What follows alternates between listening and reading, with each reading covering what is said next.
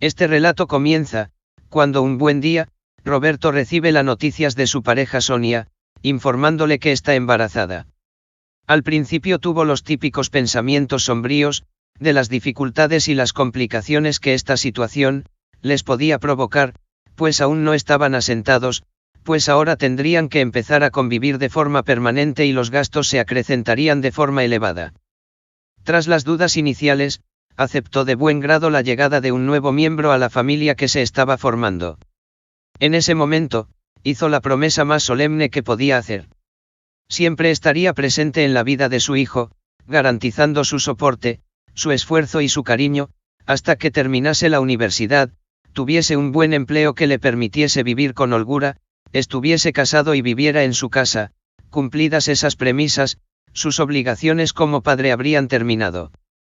Al principio acoplarse a la nueva vida de casados y a la cantidad ingente de gastos que eso representaba, resultaba muy difícil y complicado, lo cual llevó a que tuviesen que ayudarlos en algunos momentos.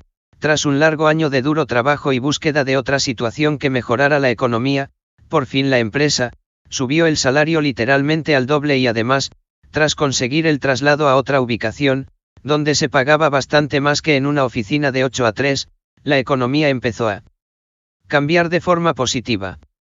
En el proceso de criar al bebé, fue apareciendo la verdadera personalidad de Sonia.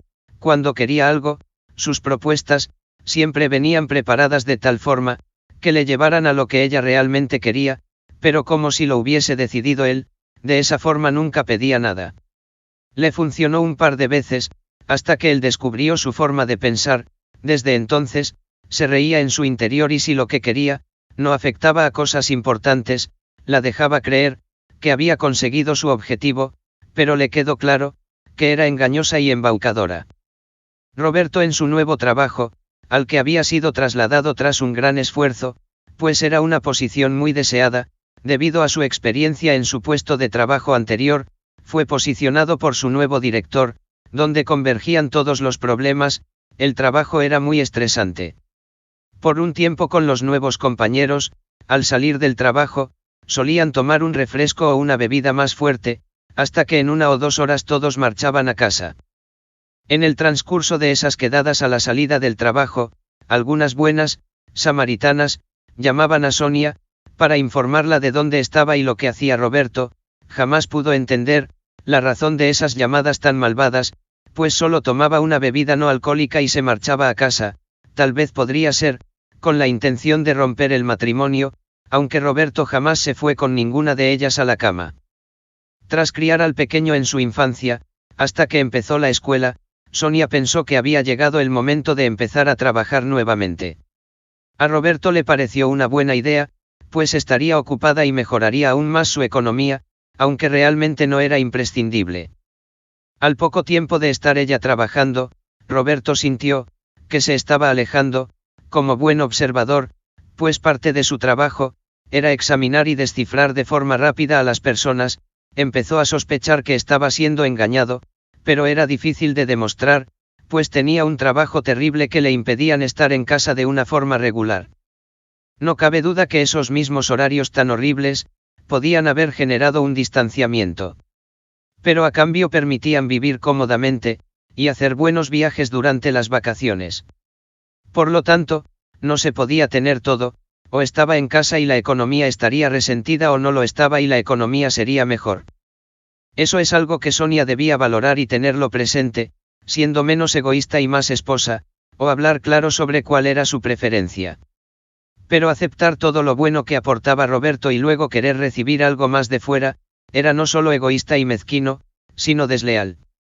Al cabo del tiempo, Sonia deja la empresa en la que trabajaba y Roberto a través de sus contactos, le consiguió un nuevo empleo, mejor remunerado. No tardó mucho en aparecer nuevamente la sensación que Roberto sentía, de que estaba siendo engañado por Sonia. Cada vez era más claro y evidente a sus ojos, pues su experiencia le permitía observar con bastante imparcialidad. No hay que olvidar que parte de su trabajo era analizar a las personas y discernir en segundos lo que era más beneficioso en cada momento. Ese era parte de su trabajo, que estuvo ejerciendo por años. Para que su observación no tuviese ninguna duda, en varias ocasiones, tuvo que tratarse de alguna transmisión sexual, que por fortuna pudo resolverse con antibióticos. Debido a que Roberto no se acostaba con ninguna otra, quedaba claro el origen.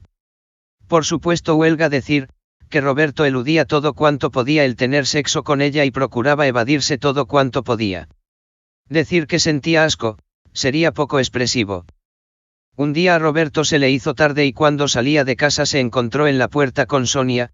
En su cuello había una marca bien acentuada y amoratada de un mordisco, y el olor que desprendía a sexo era excesivo. Dicho olor era conocido de Roberto, ya que solo se producía cuando tenían sexo. La evidencia era definitiva. En décimas de segundo tenía que decidir lo que debería hacer. Lo más simple habría sido llamarla prostituta, falsa, desleal, hipócrita y cualquier otra ofensa que se le pudiera ocurrir. De otro lado, tenía una promesa hecha para con su hijo.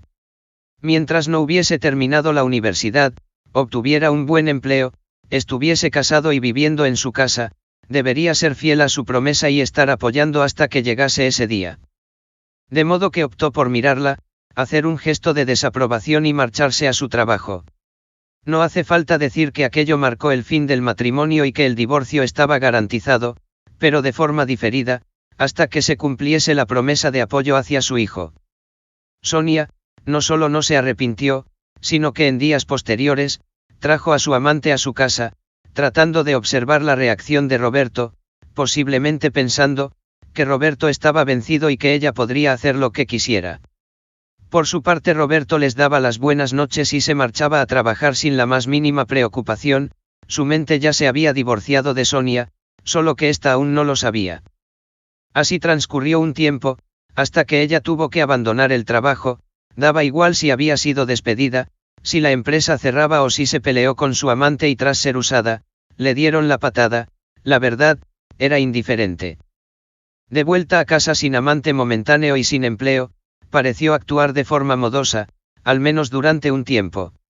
No tardando demasiado, empezó a tratar de convencer a Roberto, que como se aburría, lo mejor era ir a clases de fotografía.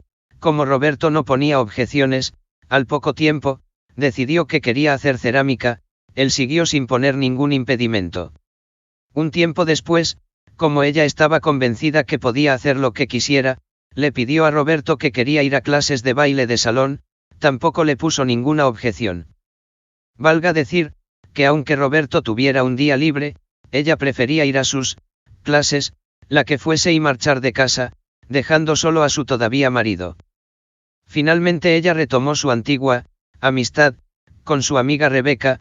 Salieron por mucho tiempo. Ahora ya dejaba sus clases para salir con su amiga. A partir de ese momento, Roberto siempre que podía, pedía acompañarlas y nunca le pusieron objeciones. Él se divertía, viendo cómo las estropeaba el plan, llevando, acompañando y regresando con Sonia a casa. Esto duró meses, hasta que llegó la Navidad y Roberto le dijo a Sonia: ¿por qué no invitas a tu amiga Rebeca a pasar la Navidad con nosotros? Pues él tenía trabajo programado para esas fiestas. El objetivo de Roberto estaba claro: las pillaría haciendo cositas, lo que pasó, pero seguiría haciendo el simplón, no dándose por aludido. Tras pasar aquellas fiestas, Roberto organizó un viaje, pero se disculpó por no poder acompañarles. Mientras viajaban, recogió todas sus cosas y se marchó a su nueva casa, presentando el divorcio, puesto que la promesa dada para con su hijo había sido cumplida. Baste decir, que cuando regresó y vio la situación real, su única obsesión no era preguntar la razón del divorcio, o de cómo se podía haber sentido Roberto durante aquellos años tan terribles. Su única preocupación era el reparto del dinero y de los bienes. Lo cual confirmó nuevamente a Roberto, que siempre lo había utilizado como proveedor y aporte de seguridad, pero que nunca lo había amado. Para ello solo tuvo que quedarse embarazada.